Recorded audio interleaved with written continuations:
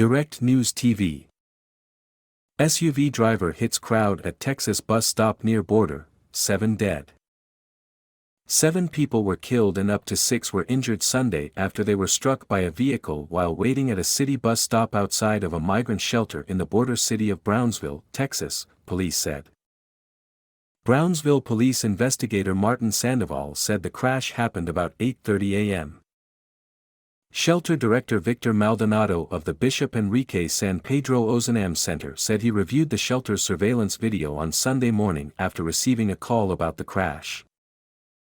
The city bus stop is across the street from the shelter and is not marked.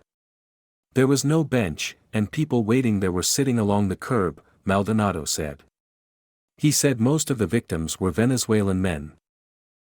What we see in the video is that this SUV, a Range Rover, just ran the light that was about 100 feet away and just went through the people who were sitting there in the bus stop, Maldonado said. He said the SUV flipped after running up on the curb and continued moving for about 200 feet, about 60 meters.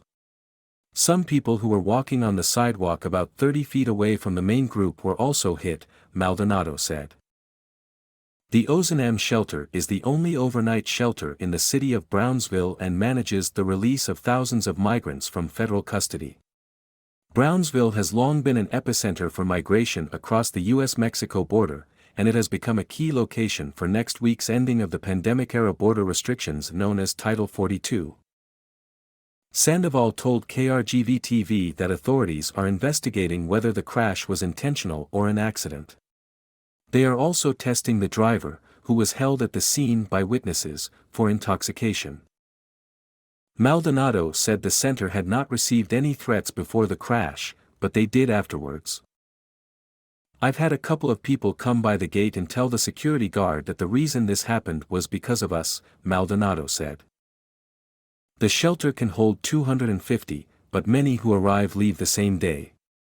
In the last several weeks, an uptick in border crossings prompted the city to declare an emergency as local, state and federal resources coordinated the enforcement and humanitarian response.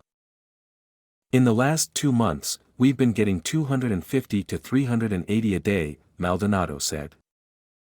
While the shelter offers migrants transportation during the week, they are also free to use the city's public transportation. Some of them were on the way to the bus station, because they were on their way to their destination, the director said. My name is Kingsley. Please like, share, subscribe and hit that notification bell so you can be the first to be notified whenever we post. You won't regret it.